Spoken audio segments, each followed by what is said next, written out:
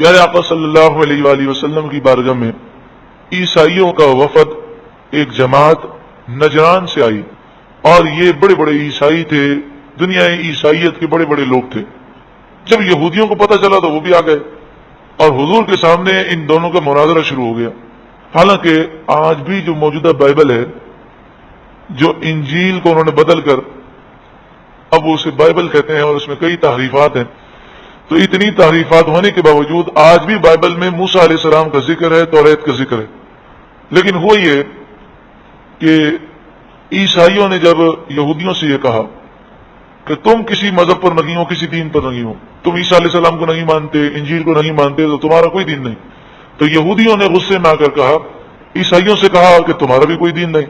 تو جب ان کی جنگ ہوئی اور یہ مناظرے کی کیفیات اور بحث اور جھگڑے کی کیفیات ہوئی، تو یہودیوں نے عیسیٰ علیہ السلام اور انجیل کا انکار کیا، اور عیسائیوں نے موسیٰ علیہ السلام اور توریت کا انکار کیا، حالانکہ عیسائیوں کی کتابوں میں موسیٰ علیہ السلام اور توریت کا ذکر موجود تھا۔ فرمایا وقالت الیہود لیست النصارى علی شیء، اور یہودی بولے عیسائی کسی دین پر نہیں، وقالت النصارى لیست الیہود علی شیء، اور عیسائی بولے یہودی کسی دین پر نہیں، وہم یتلون الکتاب، حالانکہ وہ کتاب پڑھتے ہیں، یعنی وہ توریت پڑھتے ہیں، انجیل پڑھتے ہیں۔ توریت میں موسیٰ علیہ السلام کا بھی ذکر ہے اور عیسیٰ علیہ السلام کا بھی ذکر ہے، اور انجیل میں حضرت موسیٰ علیہ السلام اور توریت کا ذکر ہے، لیکن اس کے باوجود ایک دوسرے کی ترغیب کر رہے ہیں۔ کذالک قول الذین لا یعلمون مثل قولہم، اسی طرح کہا ان لوگوں نے کہ جو نہیں جانتے مثل قولہم، ان کی باتوں جیسی بات، یعنی مشرکین مکہ نے جو نہ توریت کو جانتے ہیں نہ انجیل کو، انہوں نے بھی کہا کہ ہم دین پر ہیں، باقی سارے بے دین ہیں۔ فاللہ یحکم بینہم، بس اللہ ان کے درمیان فیصلہ فرمائے گا، یوم القیامت، قیامت کے دن، فیما کانوا فیہ یختلفون، ان تمام کاموں میں، ان تمام باتوں میں جس میں وہ اختلاف کیا کرتے تھے۔ ومن اظلم ممن منع مساجد اللہ ان یذکر فیہا اسمہ، اظلم بڑا ظالم، اس سے بڑا ظالم کون کہ جو منع، روکے اللہ کی مسجدوں میں اللہ کا نام ذکر کرنے سے، وسعى، اور وہ کوشش کرے، فی خرابہا، اس کو ویران کرنے کی۔ یہ مشرکین مکہ تھے کہ جنہوں نے مسجد الحرام میں مسلمانوں کو طواف سے اور نماز سے روکا۔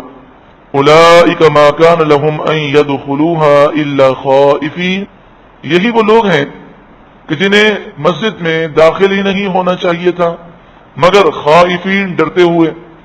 یہ گناہگار، سیاہکار، کافر، نجس، یہ مسجد میں دندناتے پھرتے ہیں اور مسجد میں اللہ کے بندوں کو اللہ کے ذکر سے روکتے ہیں، یہ اس قابل ہی نہیں کہ مسجد میں آئیں۔ الا خائفین، مگر ڈرتے ہوئے، یعنی ایمان لائیں، توبہ کریں اور اللہ سے ڈرتے ہوئے مسجد میں داخل ہوں۔ اس سے پتہ چلا کہ مسجد میں کافر مشرک کو آنے کی اجازت ہرگز نہیں ہے۔ ہاں اگر خائفین ہو جائے، توبہ کر لے اور اللہ سے ڈرے اور ایمان لائے تو پھر وہ مسجد میں داخل ہو۔ لہم فی الدنیا خزی، ان کے لیے دنیا میں رسوائی ہے، وَلَهُمْ فِي الْآخِرَةِ عَذَابٌ عَظِيمٌ، اور ان کے لیے آخرت میں بڑا عذاب ہے۔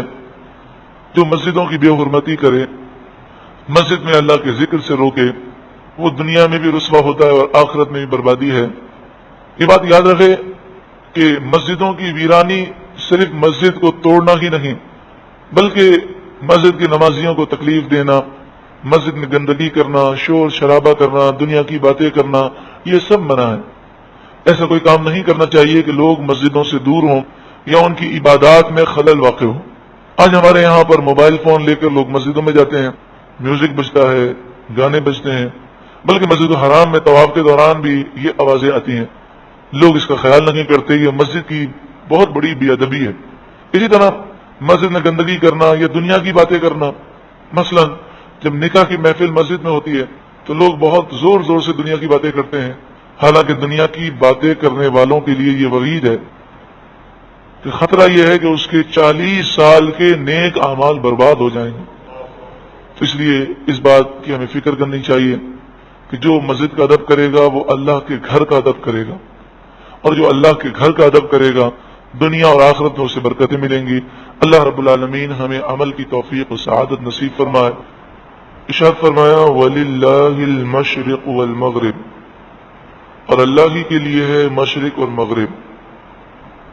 فَأَيْنَمَا، پس جہاں کہیں، تولوا، تم منہ پھیرو، فَثَمَّ، پس وہاں، وجہ اللہ، اللہ کی رحمت ہے۔ ان اللہ، بے شک اللہ تعالی، واسع، وسعت والا، علیم، علم والا ہے۔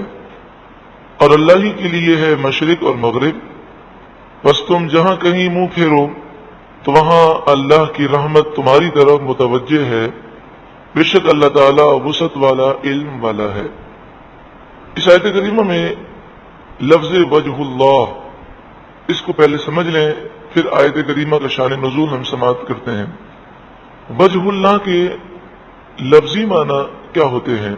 وجہ کا ایک عام معنی ہے، وہ چہرے کو کہتے ہیں، وجہ چہرہ، فیس، اور وجہ ذات کو بھی کہتے ہیں۔ تو اگر لفظی لغوی معنی کرنے جائیں تو پھر اس کے معنی یوں ہو جائیں گے، اور اللہ ہی کے لیے ہے مشرق اور مغرب، پھر تم جہاں کہیں منہ پھیرو وہاں اللہ کا چہرہ ہے، وہاں اللہ کی ذات ہے۔ یہ آیات متشابہات میں سے ہے۔ آیات متشابہات اسے کہتے ہیں کہ جس کی مراد ہم نہیں جانتے، جیسے الف لام میم۔ تو آیات متشابہات اسے کہتے ہیں جس کی مراد ہمیں نہیں بتائی گئی۔ یہ اللہ اور اس کے رسول کے درمیان راز ہے، اور ہمیں آیات متشابہات کی مراد ڈھونڈنا بھی منع کیا گیا، اس میں غور و فکر سے بھی منع کیا گیا۔ آیات متشابہات میں غور و فکر سے اور اس میں ریسرچ کرنے سے ہمیں منع کر دیا گیا، اور جو آیات متشابہات نہیں انہیں محکمات کہتے ہیں۔ تو ہمیں یہ حکم دیا گیا کہ محکمات میں غور و فکر کرو، لیکن آیات متشابہات کو پڑھو، صرف اس پر ایمان رکھو، اور یہ کہو اللہ و رسولہ اعلم بمرادہ، اللہ اور اس کا رسول اس کی مراد، اس کے مفہوم کو زیادہ جانتے ہیں۔ پھر آیات متشابہات کی دو قسمیں ہوتی ہیں، ایک تو وہ ہیں کہ جن کے لغوی معنی، لفظی معنی بھی کسی کو نہیں آتے، جیسے الف لام میم۔ الف سے کیا مراد ہے، الف کا معنی کیا ہے، لام کا معنی کیا ہے، میم کا معنی کیا ہے، تو نہ اس کے لفظی معنی آتے ہیں، نہ اس سے مراد معلوم ہے۔ دوسری آیات متشابہات کی قسم وہ ہوتی ہے کہ لفظی معنی تو لوگوں کو معلوم ہوتے ہیں، لیکن وہاں پر وہ لفظی معنی مراد نہیں ہوتے۔ جیسے یہ آیت فثم وجہ اللہ، تو وہاں اللہ کا چہرہ ہے، وہاں اللہ کی ذات ہے۔ یہ قرآن میں دوسرے مقام پر ہے ید اللہ فوق ایدیہم، جس کا لفظی ترجمہ یہ بنتا ہے ان کے ہاتھوں پر اللہ کا ہاتھ ہے۔ اللہ تعالیٰ چہرے سے، ہاتھ سے، پاؤں سے، جسم سے پاک ہے، وہ جہت سے، سمت سے پاک ہے، وہ جگہ سے پاک ہے، وہ ہر حوادثات سے پاک ہے۔ تو یہ قریب ہونا، دور ہونا، یعنی جب ہم کسی سے گفتگو کرتے ہیں تو ایک فاصلہ ہوتا ہے، ایک ڈائریکشن ہوتی ہے، ایک اس کا جسم ہوتا ہے۔ رب العالمین ان تمام چیزوں سے، ڈائریکشن سے، جہت سے، سمت سے، جسم سے، جگہ سے پاک ہے۔ تو جب یہ ساری باتیں ہیں اور یہ مسلمہ عقیدہ ہے، تمام مسلمان اس پر متفق ہیں، چاہے وہ مالکی ہوں، چاہے وہ شافعی ہوں، چاہے وہ حنبلی ہوں، چاہے وہ حنفی ہوں، سب کے نزدیک یہ متفقہ مسئلہ ہے، اور جو اس کے خلاف بات کرے وہ کافر ہے۔ جو اللہ کے لیے جسم مانے، جو اللہ کے لیے جگہ مانے، وہ اسلام سے خارج ہے۔ تو لہذا ہم یہی کہیں گے کہ یہ آیت جو ہے آیات متشابہات میں سے ہے، اس کی کیا معنی ہے وہ اللہ جانے۔ لیکن مسئلہ یہ تھا کہ لفظ وجہن یہ عربی میں استعمال ہوتا ہے، ایک دوسرے کے چہرے کو وجہن کہتے ہیں۔ تو جب لوگ قرآن پڑھتے اور جب اس پر پہنچتے فَأَيْنَمَا تُوَلُّوا فَثَمَّ وَجْهُ اللَّهِ، تو ان کے ذہن میں وجہ کے معنی چہرہ ہی آتا یا ذات کیا آتا۔ تو ان عام لوگوں کو غلط تصور سے بچانے کے لیے متاخرین نے کہا کہ اس کے معنی یوں کر لیں، تم جہاں کہیں منہ پھیرو وہیں اللہ کی رحمت تمہاری طرف متوجہ ہے۔ یہ انہوں نے تعویل فرمائی، لیکن یہ بھی اس کے حقیقی معنی نہیں ہے، حقیقی معنی اللہ جانتا ہے۔ یہ تو لوگوں کے غلط تصورات سے لوگوں کو بچانے کے لیے، جیسے عرف میں کہتے ہیں کہ فلاں نے تو مجھ سے چہرہ ہی پھیر لیا، تو چہرہ پھیر لیا کا معنی کیا؟ وہ توجہ نہیں دیتا، مجھ پر ہمدردی نہیں کرتا مجھ سے، یہی معنی ہوتے ہیں بھئی اس نے تو چہرہ ہی مجھ سے پھیر لیا، اس کے معنی یہ ہوتے ہیں کہ اس کی توجہ ہٹ گئی ہے، وہ میری طرف متوجہ نہیں ہوتا، مجھ پر وہ شفقت اور رحمت کی نگاہ کرم سے وہ دیکھتا نہیں ہے۔ اسی طرح جب ہم کہتے ہیں کہ فلاں پر تو فلاں کا ہاتھ ہے، تو ہاتھ کا مطلب یہ والا ہاتھ نہیں ہوتا، بلکہ ہاتھ کا مطلب ہوتا ہے کہ وہ جو طاقتور شخصیت ہے تو اس کی سورس اور اس کی طاقت اس کے ساتھ ہے۔ تو پھر ان محققین نے لوگوں کو سمجھانے کے لیے اس طرح تعویل فرمائی کہ ان کے ہاتھوں پر اللہ کا ہاتھ ہے، یعنی ان کے ہاتھوں پر اللہ رب العالمین کی قدرت کا اظہار ہوگا اور ان کے ساتھ اللہ کی قدرت ہے۔ تم جہاں کہیں منہ پھیرو وہاں اللہ کا چہرہ ہے، اس کی معنی انہوں نے کہ وہاں اللہ تعالی کی رحمت تمہاری طرف متوجہ ہے۔ لیکن پھر وہ بات ذہن میں رہے کہ یہ آیات متشابہات میں سے ہے، حقیقی معنی ہم میں سے کوئی نہیں جانتا، لیکن یہ جو معنی ہے لوگوں کو غلط تصور سے بچانے کے لیے۔ خیر ہمارے لیے تو اتنا مسئلہ نہیں ہے کہ ہم تو وجہن اردو میں استعمال کرتے نہیں ہیں، تو لہذا جب ہم قرآن پڑھیں گے عربی میں تو ہماری توجہ اس طرف جائے گی نہیں، لیکن جو عربی بولتا ہے اس کے لیے یہ سارے مسائل پیدا ہوتے ہیں۔ ان تمام باتوں کو جب ہم سمجھ گئے تو پھر ان لوگوں کا رد ہو جاتا ہے کہ جو یہ کہتے ہیں کہ اللہ تعالی عرش پر بیٹھا ہوا ہے اور کرسی پر اس طرح بیٹھا ہوا ہے کہ اللہ کے وزن سے نعوذ باللہ من ذالک کرسی آواز کر رہی ہے، چڑچڑا رہی ہے۔ یہ نجدیوں کا عقیدہ ہے، جو متبع ہیں، جو بدعت، حرام، ممنوع، شرک یہ الفاظ کہتے رہتے ہیں، ان کا یہ عقیدہ ہے، اور وہ یہ سمجھتے ہیں کہ اللہ کا جسم ہے اور اللہ تعالیٰ عرش پر بیٹھا ہوا ہے۔ وہ اللہ تبارک و تعالی کو محدود کر دیتے ہیں عرش پر، کہتے وہ عرش پر بیٹھا ہوا ہے، اور جس طرح ایک بہت بڑا بادشاہ ہوتا ہے وہ تخت پر بیٹھا ہوتا ہے۔ تو یہ سارے جو ہیں یہ ایک فرقہ گزرا ہے زمانے قدیم میں جسے کہتے ہیں مجسمہ، یعنی وہ فرقہ کہ جو اللہ کے لیے جسم مانتا ہے۔ تو یہ جو آج کل دنیا کے اندر فرقے پائے جاتے ہیں یہ کوئی نئے نہیں ہیں، بلکہ معتزلہ، خارجی اور قدریہ، جبریہ، یہ جو فرقے گزر چکے ہیں انہی سے انہوں نے مختلف چیزیں لی ہیں۔ مثلا معتزلہ جو فرقہ ہے وہ عذاب قبر کا انکار کرتا تھا، قدریہ فرقہ وہ تقدیر کا انکار کرتا تھا، اور جبریہ جو فرقہ تھا وہ انسان کے اختیار کا انکار کرتا تھا۔ اسی طرح ایسے فرقے گزرے، ایسے نظریات لوگوں کے موجود تھے کہ وہ اولیاء کی کرامتوں کا انکار کرتے، نبیوں کے معجزات کا انکار کرتے۔ اسی طرح حضور صلی اللہ علیہ وآلہ وسلم کے بعد جھوٹے ایسے لوگ پیدا ہوئے جنہوں نے نبوت کا دعویٰ کیا، مرزا غلام قادیانی اور جتنے بھی بدعقیدہ لوگ بعد میں پیدا ہوئے، انہوں نے پہلے بدعقیدہ لوگوں سے نکات لیے ہیں اور انہی نکات کو وہ آگے پیش کرتے ہیں۔ تو اسی طرح ان لوگوں نے بھی اللہ تعالیٰ کے لیے جو جسم ثابت کرنے کی کوشش کی اور یہ عقیدہ رکھا، بلکہ وہ کسی کو گرفتار بھی کرتے ہیں تو پوچھتے ہیں فین اللہ، اللہ کہاں ہے؟ اور وہ کہے کہ اللہ تبارک تعالیٰ جسم سے پاک ہے تو اس کو مارتے ہیں، وہ کہے کہ اللہ جگہ سے پاک ہے تو اس کی پٹائی کرتے ہیں۔ تو اس سے کہتے ہیں کہ کہو کہ اللہ تعالیٰ آسمان میں بیٹھا ہوا ہے، عرش پر بیٹھا ہوا ہے۔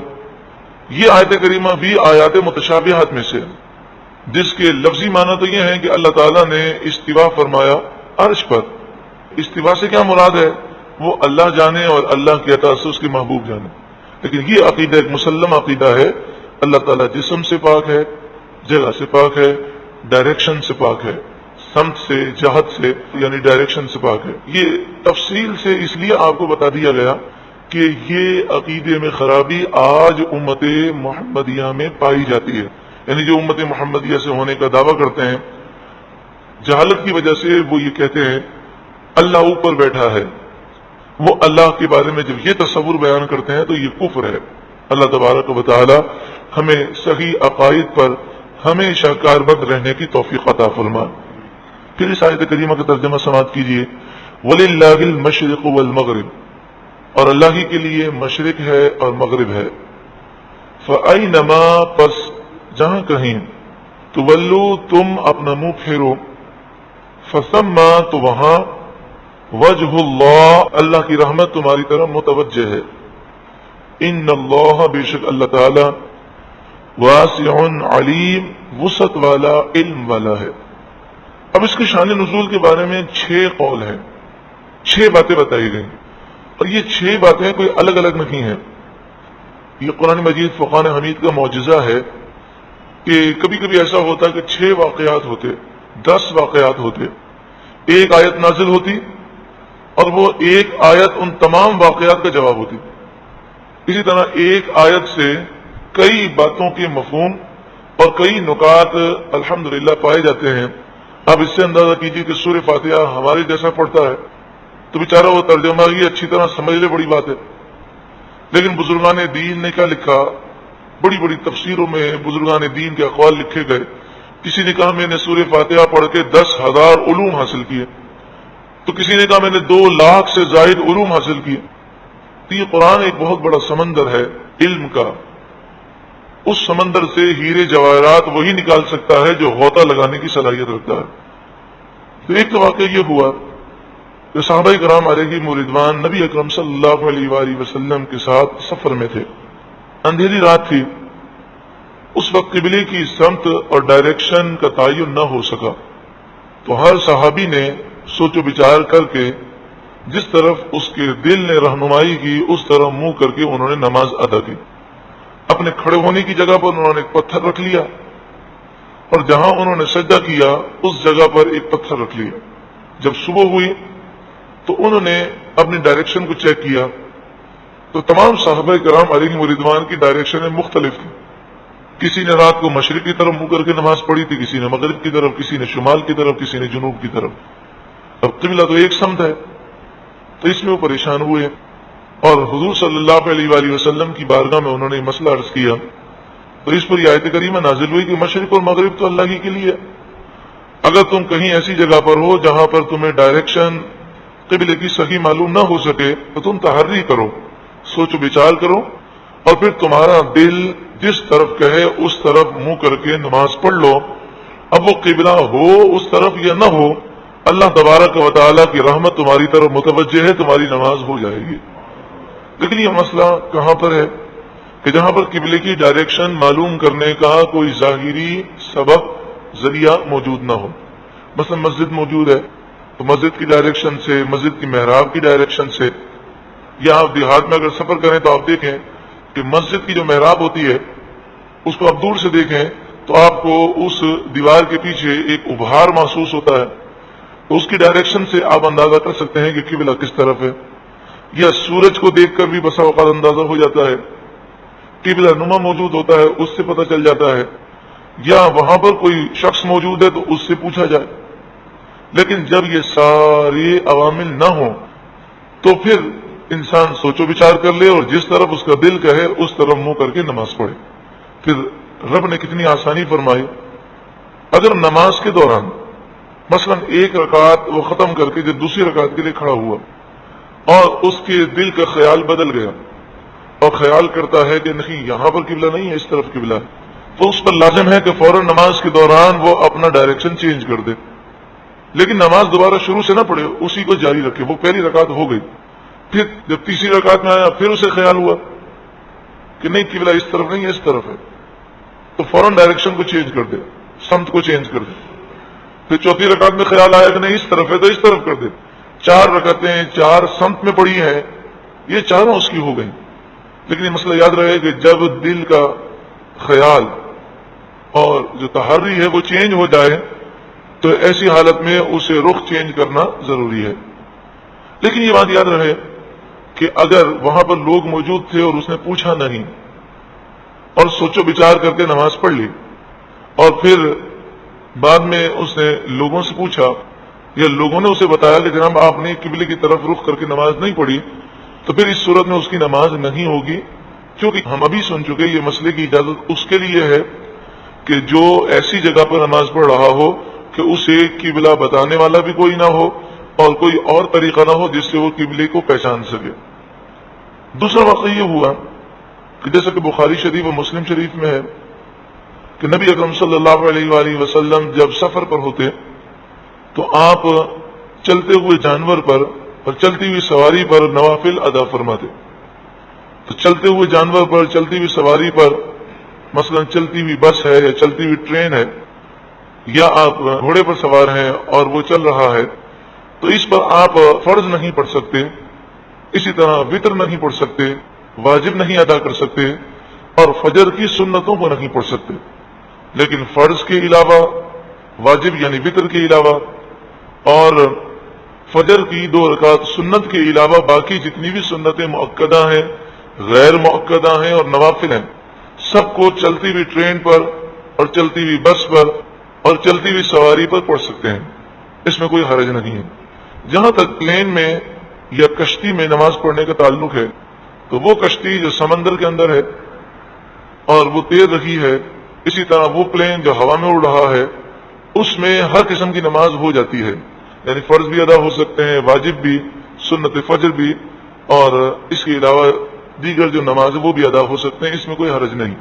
مگر اس میں بھی حکم یہ ہے کہ کھڑے ہو کر قبلے کی ڈائریکشن معلوم کر کے قبلے کی طرف منہ کر کے نماز پڑھے، اور قبلہ نہ معلوم ہو سکے تو پھر اسے چاہیے کہ وہ تحری کرے، اور کھڑے ہو کر نہ پڑھ سکے تو بیٹھ کے پڑھے، اور اگر بیٹھ کر وہ جس طرح عام نماز پڑھی جاتی ہے اس طرح نہ پڑھ سکے تو پھر سیٹ پر اشارے سے نماز ادا کرے، لیکن نماز وہ چھوڑ نہیں سکتا.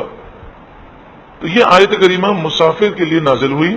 یعنی دوسرا اس کا جو شان نزول ہے، دوسرا سبب ہے وہ یہ ہے کہ مسافر اگر سواری پر ہو تو وہ سنت فجر، فرض اور واجب کے علاوہ باقی جو نمازیں ہیں وہ سواری پر پڑھے، اور جس طرح سواری کا رخ ہے اسی طرح منہ کرے، یہی اس کا قبلہ ہے. تو اگر آپ ٹرین میں یا بس میں اگر نوافل ادا کرتے ہیں تو آپ وہاں پر بیٹھ کے بھی ادا کر سکتے ہیں، کھڑے ہو کر بھی ادا کر سکتے ہیں، اور ضرورت پڑے تو اشارے سے بھی ادا کر سکتے ہیں. لیکن اس کے اندر آپ کا قبلہ کیا ہوگا؟ اگر قبلے کی طرف رخ کر سکتے ہیں تو ٹھیک ہے، ورنہ جس طرف ٹرین جا رہی ہے، جس طرف بس جا رہی ہے، اسی طرف رخ کر کے آپ کو نماز ادا کرنی ہے. اس سے ایک اور مسئلہ معلوم ہوا کہ جو لوگوں میں مشہور ہے کہ سفر کے دوران نوافل پڑھنا منع ہے یا سنت پڑھنا منع ہے، ان سے ان لوگوں کا رد ہو جاتا ہے کہ سفر کے دوران نوافل پڑھنا یہ رسول اللہ سے ثابت ہے، منع نہیں ہے. ہاں اگر کسی مسافر کو مشکل ہوتی ہے تو وہ لوگوں کو تکلیف میں نہ ڈالے، اپنے قافلے والوں کو پریشان نہ کرے، بلکہ وہ اس وقت مشکل میں صرف فرض پڑھ لے، وتر پڑھ لے، سنت مؤکدہ بھی مشکل میں وہ چھوڑ سکتا ہے. لیکن اگر کوئی مسافر سنت مؤکدہ ادا کرے، نوافل ادا کرے، تو اس سے کوئی گناہ نہیں ہوتا، اور اس صورت میں اس کی نماز ہو جاتی ہے، بلکہ ثواب بھی ملتا ہے. ہاں یہ ضرور ہے کہ اگر شرعی مسافر ہے تو اس پر نماز قصر کرنا ضروری ہے. اور قصر کا کیا حکم ہے؟ قصر کا حکم یہ ہے کہ ظہر، عصر اور عشاء کے 4 فرض کی جگہ پر وہ 2 رکعت فرض پڑھے گا. شرعی مسافر کسے کہتے ہیں؟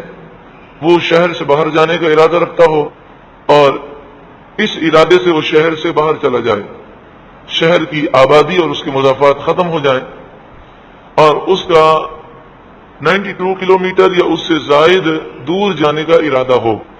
تو جب وہ اس ارادے سے چلا اور شہر کی آبادی اور اس کے مضافات سے باہر ہو گیا تو باہر ہوتے ہی مسافر ہو گیا. اب اسے دوبارہ شہر کی آبادی میں داخل ہونے سے پہلے تک ظہر، عصر اور عشاء کے 4 فرضوں کی جگہ 2 فرض اسے قصر پڑھنے ہیں. تیسرا مسئلہ یہ تھا کہ جب قبلہ چینج کیا گیا تو یہودیوں نے اعتراض کیا تو ان کو جواب دیا گیا کہ مشرق اور مغرب اللہ کے لیے ہے، وہ جس طرف چاہے تمہیں رخ کرنے کا حکم دے. چوتھا مسئلہ یہ تھا کہ صحابہ کرام علیہم رضوان نے نبی اکرم صلی اللہ علیہ وآلہ وسلم سے یہ سوال کیا کہ یا رسول اللہ صلی اللہ علیہ وآلہ وسلم، جب ہم نماز پڑھتے ہیں تو نماز میں تو قبلے کی طرف منہ کرنا یہ ایک نماز کی شرط ہے، لیکن دعا مانگیں تو کس طرف منہ کرنا ضروری ہے.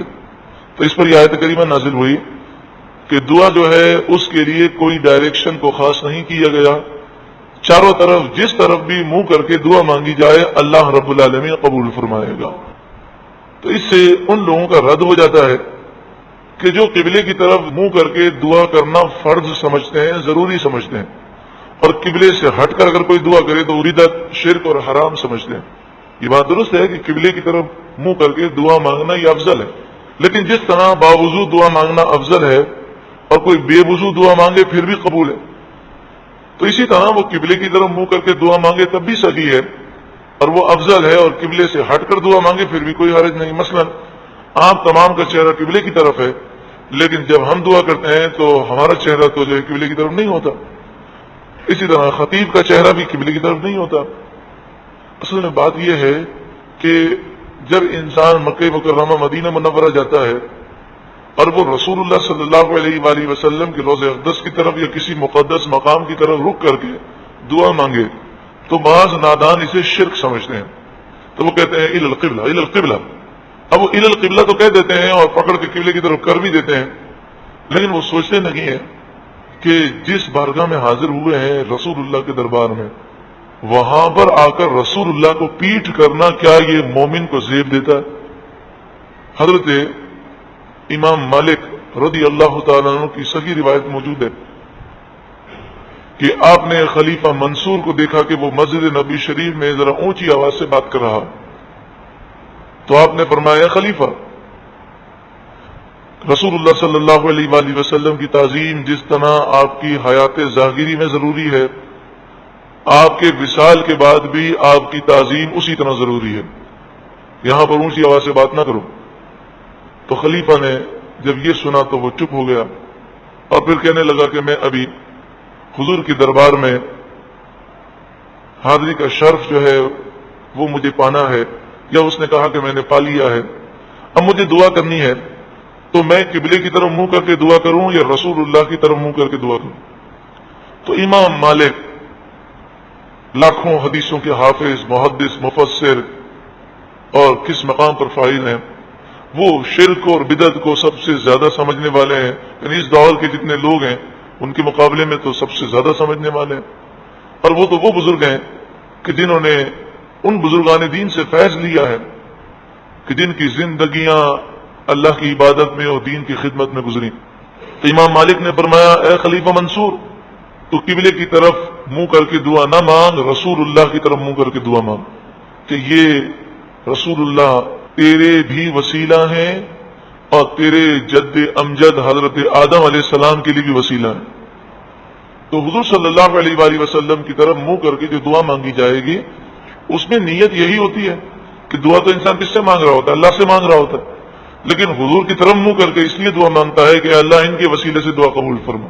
جیسے مقام ابراہیم کی طرف منہ کر کے جو نماز پڑھی جاتی ہے اور وہ 2 رکعت جو طواف کی ہیں وہ مقام ابراہیم کے قریب جا کر اس کی طرف منہ کر کے نماز پڑھی جاتی ہے، تو نماز تو اللہ کے لیے پڑھ رہے ہیں، لیکن وہ پتھر بیچ میں اس لیے رکھا ہے کہ اس پر حضرت ابراہیم علیہ السلام کے قدم ہے، تو ان کے وسیلے سے ہمارا طواف بھی قبول ہوگا اور نماز بھی قبول ہوگی۔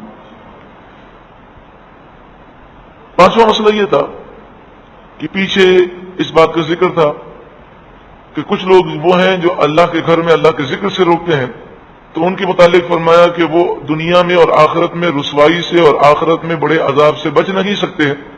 تو اب یہ بتایا جا رہا ہے کہ وہ ہرگز نہیں بچ سکتے، کیونکہ مشرق اور مغرب اللہ کا ہے، کہاں بھاگ کے جائیں گے، وہ اللہ کے غضب سے بچ نہیں سکیں گے۔ اور چھٹا جو مسئلہ تھا وہ یہ تھا کہ کفار مسلمانوں کو نماز پڑھنے سے مسجد الحرام کے اندر جا کر نماز پڑھنے سے روکتے تھے، تو فرمایا کہ مشرق و مغرب اللہ کا ہے، تم جہاں کہیں بھی ہو وہاں سے قبلے کی طرف منہ کر لیا کرو، اللہ رب العالمین کی رحمت تمہاری طرف متوجہ ہوگی۔ تو یہ 6 باتیں مفسرین نے لکھی اور آپ کو شروع میں بتایا تھا، پھر اس کو ریپیٹ کرتے ہیں کہ ایسا کئی مرتبہ ہوا کہ 6 واقعات تھے، 5 واقعات تھے، لیکن جواب میں ایک ایسی آیت نازل کی گئی جو سب کا جواب ہو گیا۔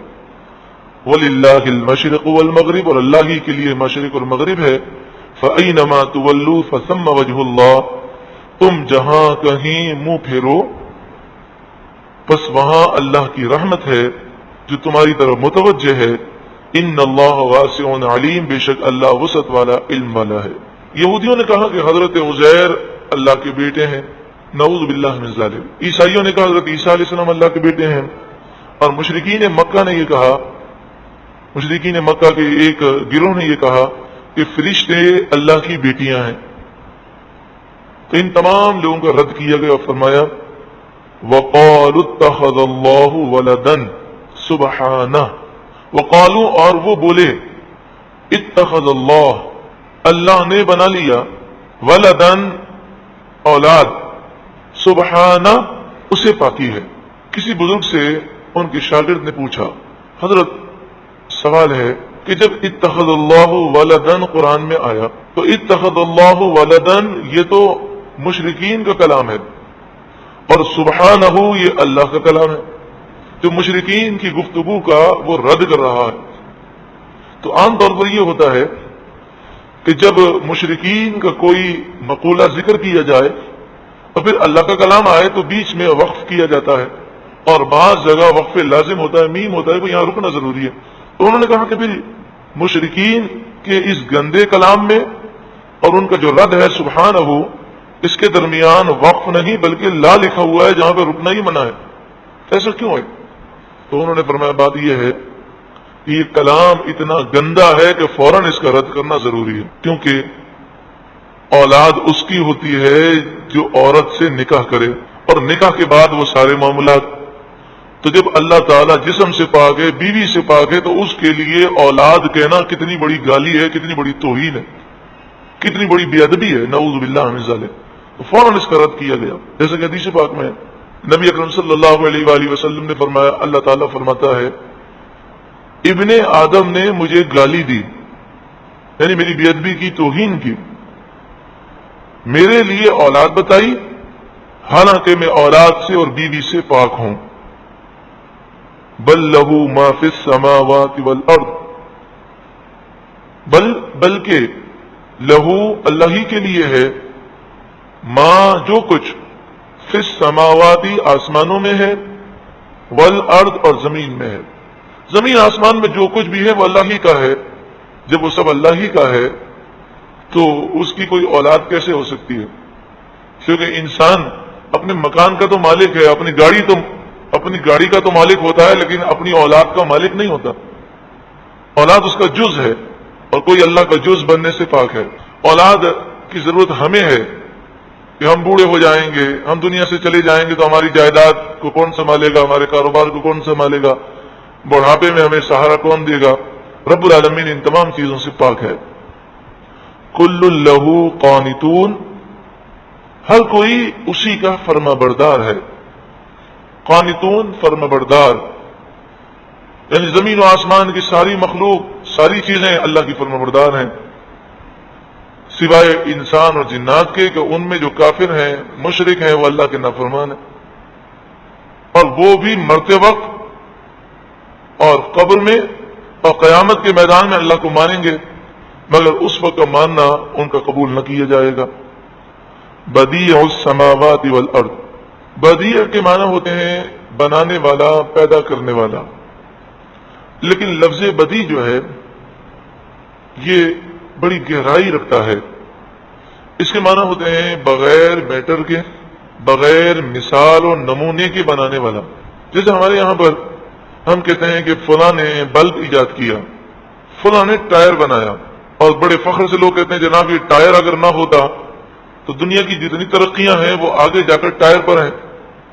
تو ٹرین بھی ٹائر پر چلتی ہے، یعنی ٹائر سے مراد یہ کہ جو ویل ہے اس کا، تو گاڑیاں بھی اسی پر چلتی ہیں۔ تو جس نے یہ ٹائر ایجاد کیا اس کا نام یہ ہے، اس نے ایجاد کیا۔ تو اب تو دنیا میں ہزاروں لوگ ٹائر بنا لیتے ہیں، لیکن پہلے شخص کا نام کیوں لیتے ہیں کہ اس نے بغیر مثال کے بنایا؟ ایسی کوئی مثال نہیں تھی، یہ شیپ کسی نے دیکھا نہیں تھا، لیکن یہ جو ٹائر اس نے بنایا اس میں ربڑ استعمال کیا یا لوہا استعمال کیا، جو چیزیں بھی استعمال کی وہ ساری چیزیں دنیا کے اندر موجود تھیں، صرف اس نے ان چیزوں کو ایک شکل دے دی۔ رب العالمین نے کائنات کو اس طرح پیدا کیا کہ نہ زمین کی کوئی مثال موجود تھی، نہ آسمان کا کوئی نمونہ سیمپل موجود تھا، اور نہ ہی اس کا میٹر تھا۔ میٹر بھی اللہ نے پیدا کیا اور اس کی شکلیں بھی اللہ نے بنائی۔ اس سے سائنس کے اس نظریے کا رد ہو جاتا ہے کہ جو بنیادی نظریہ سائنس کا ہے کہ میٹر نہ تو پیدا کیا جا سکتا ہے نہ فنا کیا جا سکتا ہے۔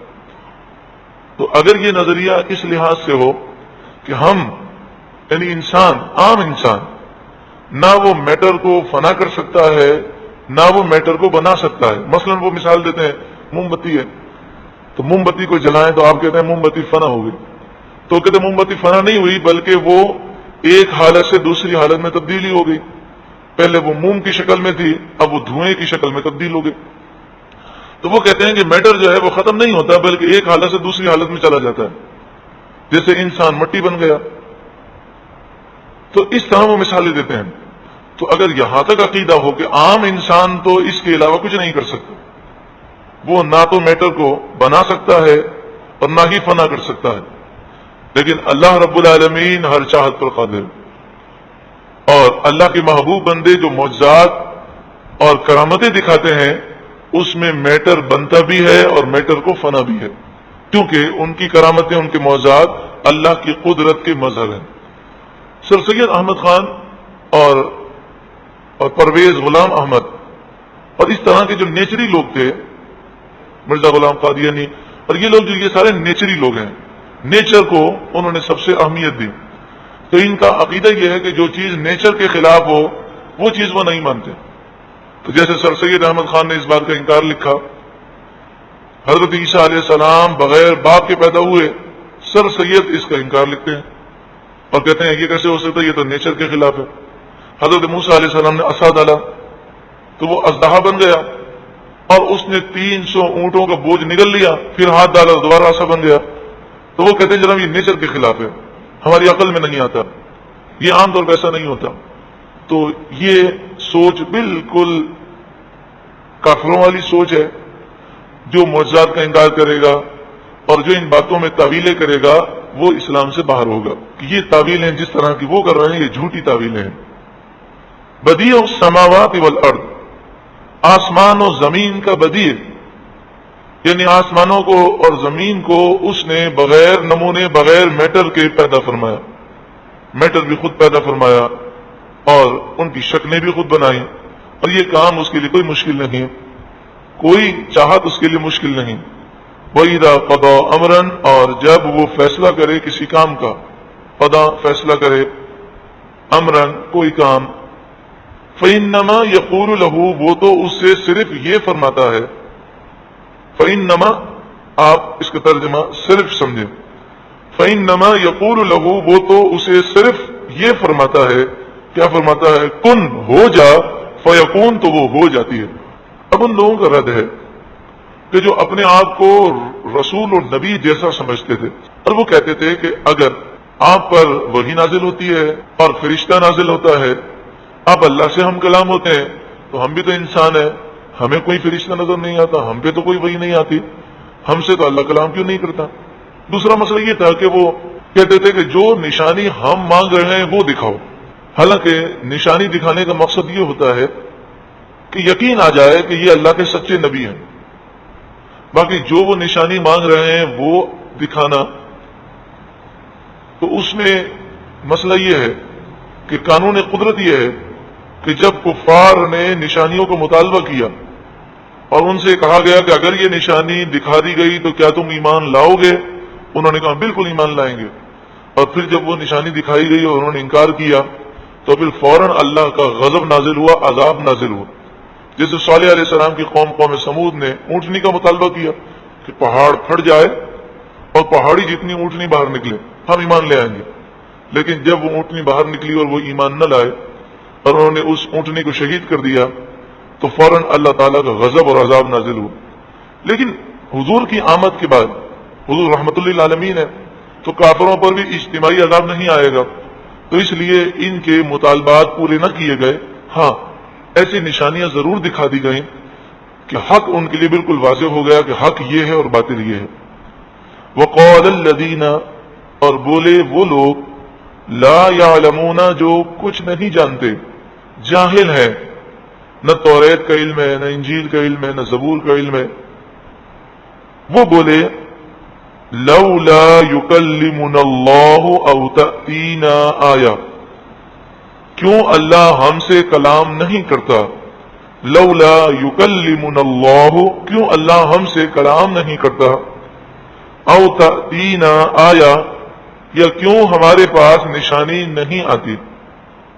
مفسرین نے فرمایا کہ رافع بن خزیمہ ایک شخص تھا، اس نے رسول اللہ کے متعلق یہ کہا، آپ سے یہ کہا کہ اگر آپ اللہ کے رسول ہیں تو اللہ سے فرمائیے کہ وہ ہم سے کلام کرے ڈائریکٹ، ہم آپ کے وسیلے کو نہیں مانتے، ڈائریکٹ اللہ ہم سے کلام کرے اور آپ کو وسیلہ اور واسطہ نہ بنائے، اور ہم خود ڈائریکٹ اللہ کا کلام سنیں، وہ جو کہے گا ہم اس پر عمل کریں گے، کیونکہ اس نے اپنے آپ کو رسول کے برابر سمجھا، رسول اللہ جیسا سمجھا۔ کذالک، اسی طرح قال الذین من قبلہم، کہا ان لوگوں نے جو ان سے پہلے تھے، من قبلہم ان سے پہلے تھے، مثل قولہم ان کے جیسی بات، یعنی جو آج کافر یہ باتیں کر رہے ہیں اس سے پہلے کافروں نے بھی یہی باتیں کہیں، تو یہ ایک دوسرے کو انہوں نے وصیتیں تو نہیں کی تھی، اور کسی کتاب میں انہوں نے لکھا تو نہیں تھا کہ جب بھی نبی آئے تو اس کے سامنے یہ اعتراض کرنا، تو پھر یہ پہلے کافروں جیسا ہی اعتراض کیوں کر رہے ہیں؟ تو فرمایا اس کی وجہ یہ ہے کہ سب کو سکھانے والا ایک ہی ہے، شیطان، تو شیطان نے پہلے لوگوں کو بھی یہی باتیں سکھائیں اور انہیں بھی یہی باتیں سکھائیں۔ تشابہت قلوبہم، ان کے دل ایک جیسے ہیں، تشابہت قلوبہم، کیونکہ سب کا استاد شیطان ہے تو سب کے دل ایک جیسے ہیں، پچھلے کافروں کے اور آج کے کافروں کے، اسی طرح پچھلے منافقین تھے ان کی حرکتیں اور آج کے منافقین سب کی حرکتیں ایک جیسی ہیں، کیونکہ سب کو گمراہ کرنے والا شیطان ہے۔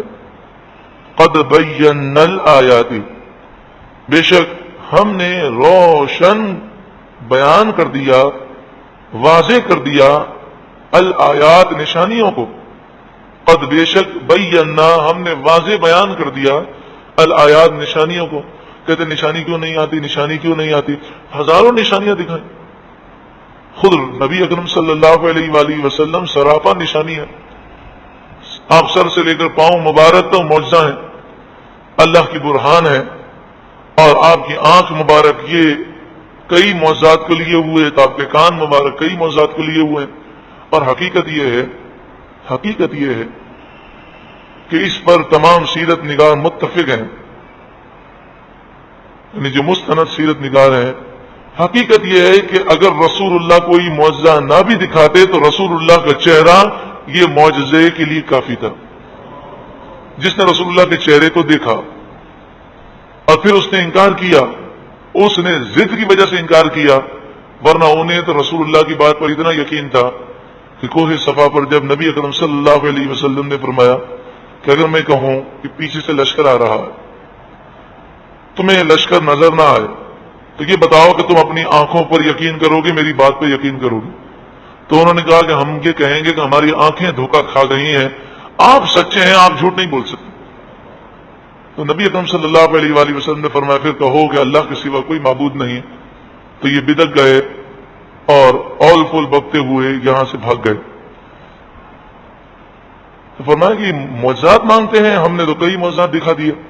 قد بینا الآیات، بے شک ہم نے واضح کر دیا آیتوں کو، لقوم، اس قوم کے لیے، یوقنون جو یقین رکھتی ہے، انا ارسلناک، بے شک ہم نے آپ کو بھیجا، بالحق، حق کے ساتھ، اب جو دین لے کر آئے ہیں، جو کتاب لے کر آئے ہیں وہ حق اور سچی کتاب ہے، بشیرن، خوشخبری سنانے والا بنا کر، مومنین کو جو اچھے عمل کرنے والے ہیں انہیں آپ خوشخبری سناتے ہیں، وَنَذِيرًا، اور ڈر سنانے والا بنا کر ظالموں کو، کافروں کو، مشرکوں کو آپ ڈر سناتے ہیں، وَلَا تُسْأَلُ عَنْ أَصْحَابِ الْجَحِيمِ، اور آپ سے جہنمیوں کے بارے میں نہیں پوچھا جائے گا، یعنی آپ ان کے گناہ کے ذمہ دار نہیں ہیں، آپ نے پیغام پہنچا دیا، اب وہ گناہ کریں گے، نہیں مانیں گے تو اس کے وہ خود ذمہ دار ہیں۔ یہ قرآن مجید فرقان حمید کا ایک انداز ہے کہ کبھی جمع کا صیغہ ہوتا ہے، کبھی واحد کا صیغہ آ جاتا ہے، اور قرآن کا انداز ایسا ہے کہ پڑھنے والے کو ایسا محسوس ہو کہ جیسے اللہ مجھ سے کلام کر رہا ہے، کہ پڑھنے والے کو کیا محسوس ہو کہ اللہ مجھ سے کلام کر رہا ہے۔ اور حقیقت یہی ہے کہ بزرگوں نے لکھا کہ جب قرآن پڑھو تو اس نیت سے پڑھو کہ میں اللہ کے کلام کو پڑھ رہا ہوں اور اللہ مجھ سے کلام فرما رہا، تو اللہ نے ہم سے کلام فرمایا رسول اللہ کے واسطے سے۔ تو کبھی کبھی جمع کا صیغہ ہوتا ہے، کبھی واحد کا صیغہ، لیکن لوگوں نے اس چیز کو سمجھا نہیں، انہوں نے واحد کا صیغہ وہ یہ سمجھے وہ رسول اللہ ہی کے لیے ہوتا ہے۔ تو کبھی کبھی یہ ہوتا ہے کہ خطاب رسول اللہ سے ہوتا ہے، لیکن حضور کے واسطے سے اصل خطاب امت کے ہر فرد کو ہوتا ہے۔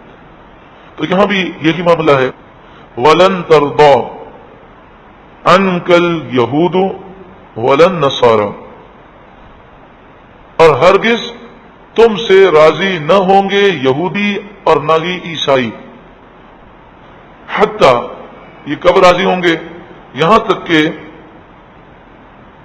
تتبع ملتہم، تم ان کے دین کی پیروی کرو، یعنی جب تک تم ان کے دین کی پیروی نہ کرو یہ تم سے کبھی راضی نہیں ہوں گے۔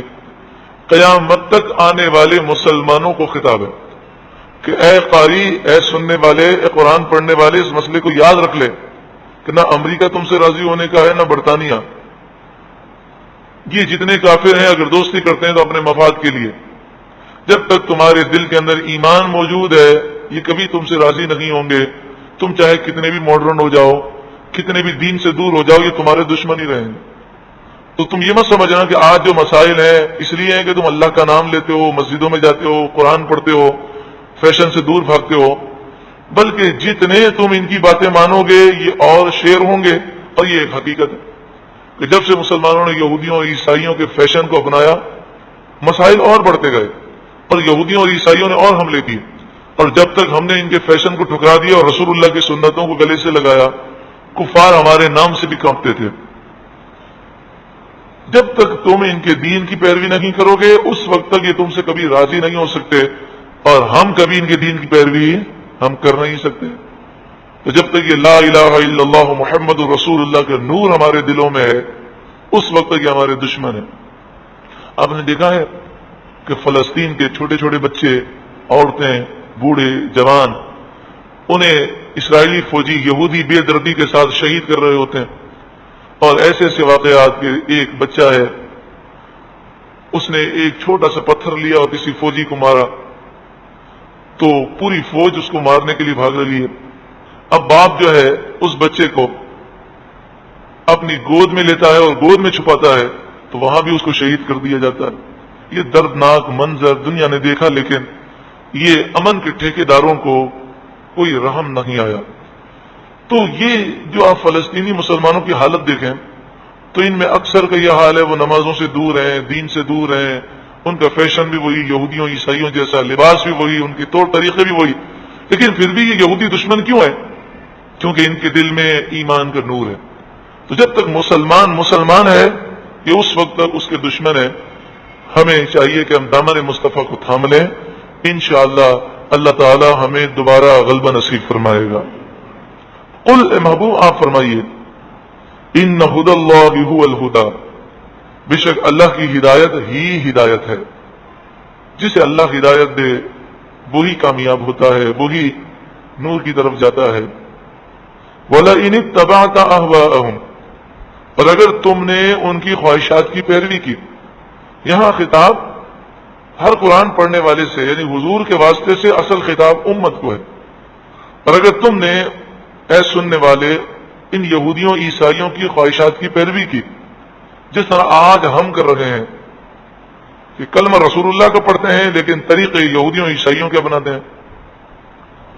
بعد الذی جاءک من العلم، بعد اس کے کہ تمہارے پاس علم آ گیا، تو علم اور قرآن آنے کے بعد اگر تم نے قرآن اور احادیث اور رسول اللہ کی سنتوں کے نظام کو چھوڑ کر اس نظام کی پیروی کی، یہودیوں عیسائیوں کی باتیں مانی، تو پھر کیا ہوگا؟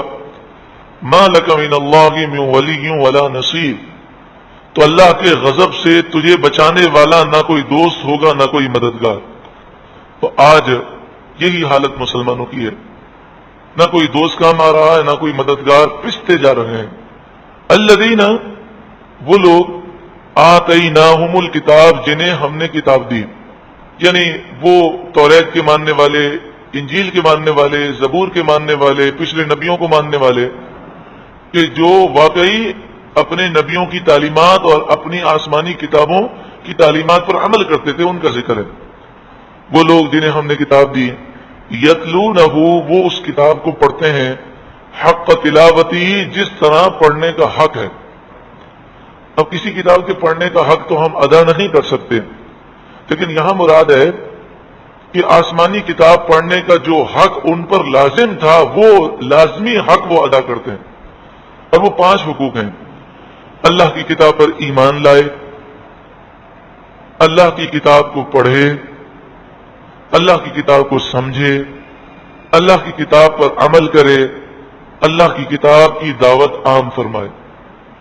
یہ 5 حقوق قرآن پاک کے بھی ہیں۔ اللہ ہمیں ان حقوق کو ادا کرنے کی توفیق عطا فرما۔ الحمدللہ قرآن پر ایمان ہے، قرآن کی تعظیم و تکریم بھی کرتے ہیں، ہم قرآن پڑھتے بھی ہیں۔ اللہ سمجھنے اور عمل کرنے اور اس کی دعوت پھیلانے کی توفیق عطا فرما۔ یہ آیت کریمہ اس موقع پر نازل ہوئی جب اہل سفینہ یعنی کشتی والے جو حبشہ سے چلے اور حضرت جعفر طیار بن ابی طالب رضی اللہ تعالیٰ عنہ کے ساتھ آئے، اور ان کی تعداد 40 تھی۔ 32 حبشہ کے لوگ تھے اور 8 شام کے راہب تھے، ان میں بحیرہ راہب بھی تھا۔ یہ رسول اللہ کی بارگاہ میں آئے، تو جب یہ مکہ مکرمہ آئے تو کفار مکہ نے ان سے ملاقاتیں کی اور ان سے کہا کہ اس نبی کی باتوں میں نہ آنا، اور اس طرح کی انہوں نے باتیں کہیں۔ لیکن جب رسول اللہ کے دربار میں پہنچے اور رسول اللہ نے سورہ یاسین شریف کی تلاوت فرمائی تو وہ سورہ یاسین شریف سن کر سب کے سب مسلمان ہو گئے۔ جب یہ جو کہ یہودی عیسائی تھے اور بڑے بڑے علماء تھے، جب یہ مسلمان ہو گئے، سورہ یاسین شریف سن کر رونے لگے اور روتے ہوئے انہوں نے کلمہ پڑھا۔ جب واپس گئے تو کافروں نے انہیں ملامت کیا اور کہا کہ تم نے اپنے باپ داداؤں کا دین چھوڑ دیا۔ تو انہوں نے کہا یہ کیا بات ہوئی، جب حق ہمارے سامنے آ گیا تو کیا ہم حق کو قبول نہ کریں؟ تو ان کے بارے میں یہ آیت نازل ہوئی کہ انہوں نے توریت کو پڑھا، اور توریت میں جس نبی آخر الزمان کا ذکر تھا، جب انہیں دیکھا تو ان کے ہاتھوں پر انہوں نے کلمہ پڑھا اور وہ مسلمان ہو گئے۔ اولئک یؤمنون بہ، یہی وہ لوگ ہیں اس کتاب پر ایمان رکھتے ہیں کہ اگر انسان کا ایمان ہے تو اس کا تقاضا یہ ہے کہ وہ کتاب پڑھنے کا حق ادا کرے۔ ومن یکفر بہ، اور جو کوئی اس کتاب کا انکار کرے، فاولئک هم الخاسرون، تو یہی لوگ نقصان اٹھانے والے ہیں۔